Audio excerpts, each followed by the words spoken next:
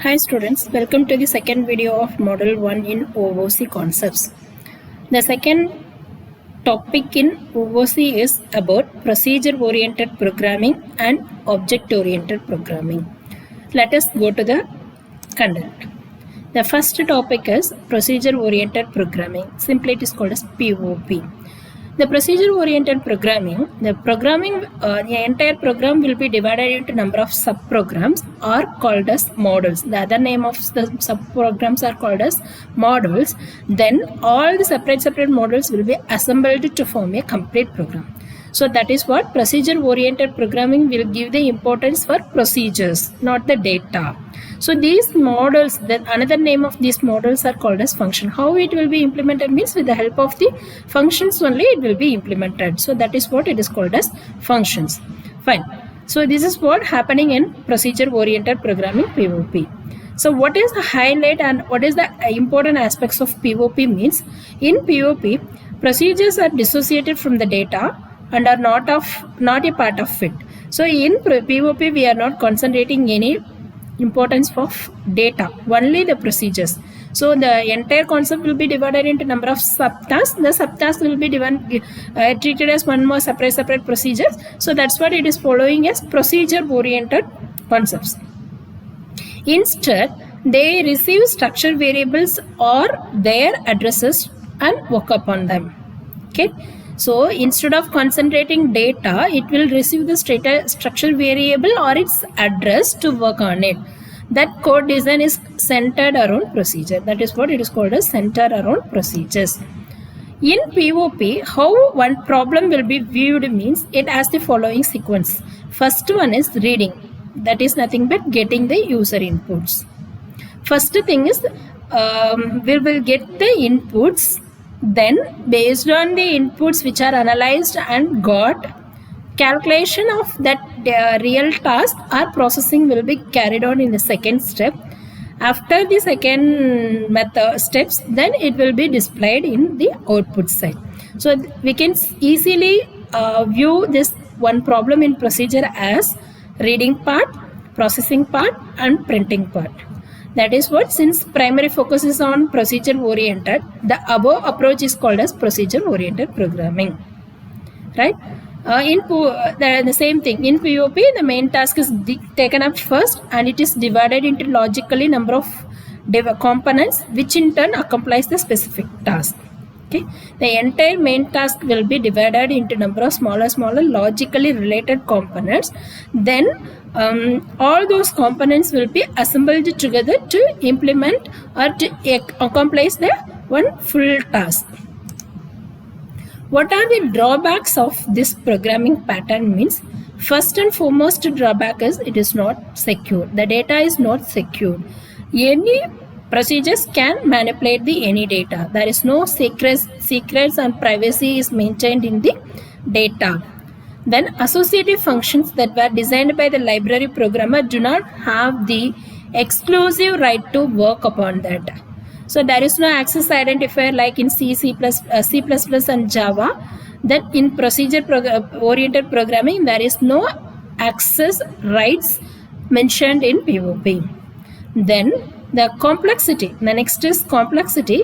Whenever the program size is more and larger or complexive, the complexity will be gradually increasing.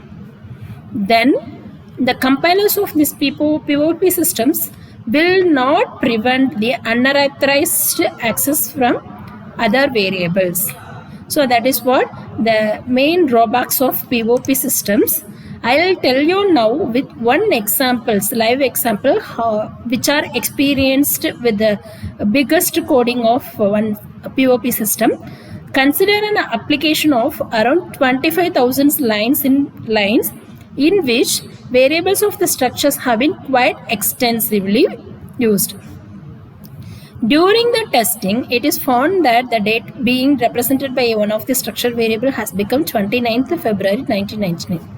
That means that one of the structure variable has resulted as 29th February 1999. That is not correct. We know that in the year of 1999, only 28th day should be there since it is not a leap year, right?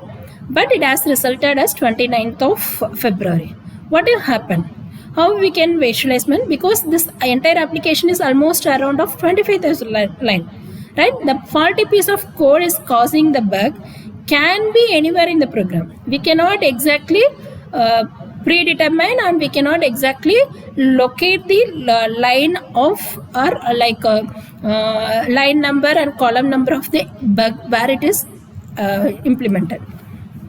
Therefore, debugging will involve visual inspection of the entire code and will not be limited to the associated function. What will happen? If the situation becomes especially grave if the execution of the code is likely to corrupt the data is conditional. Say for example, if some condition is given d.m++, another one scenario, based on this some condition, if the month of the date may become 13, right? Some condition, if some anomaly cases are occurring, then the data month of the date will become 13, which is not correct. Fine. So what we can do? These bug infested code execution will not be raised during the testing. So when he or she is going to distribute his application to the programmers, he cannot assure that the code will be successfully running. So what will happen?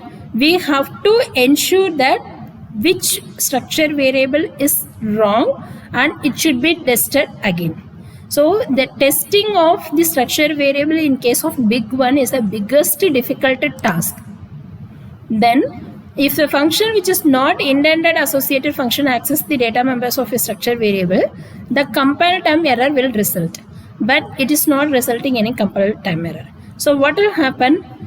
The lack of data security of a procedure programming oriented will be leading. So that's what, with this lack of data security only, the new more concept called as object oriented programming system has evolved. Okay, I hope you understand the drawbacks of POP, procedure oriented system. So first and foremost one is lack of data security. With this, to overcome this data security, the OOPS, that means object oriented programming system, have evolved. Now let us see what is the meaning of object oriented programming system. It is simply called as OOPS.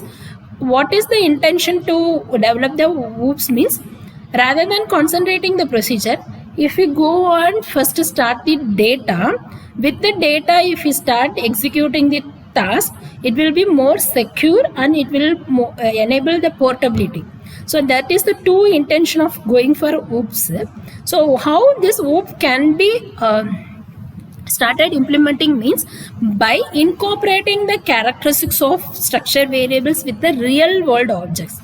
So in the POPM and all, structure variables are the main important one. It focuses on the procedures. So rather than focusing on structure variables and procedures, that same concept is incorporated here as a real world objects. So since it is started from the origin of objects, it is named as object oriented programming system. Okay, let us see the definition of object oriented system. There are n number of definitions are available in its own languages. First, oriented programming is a programming paradigm based on the concept of OOPS, based on the concept of objects which contain data and code. Fine. Which contain data and code. What is the another name? What is the data? Then data is in the form of fields. It is obviously and often known as attributes or properties. So attributes or properties of an object are nothing but the data. And the code is in the form of procedures. Whereas in POP we will tell it is procedure, but in OOPS it is called as methods.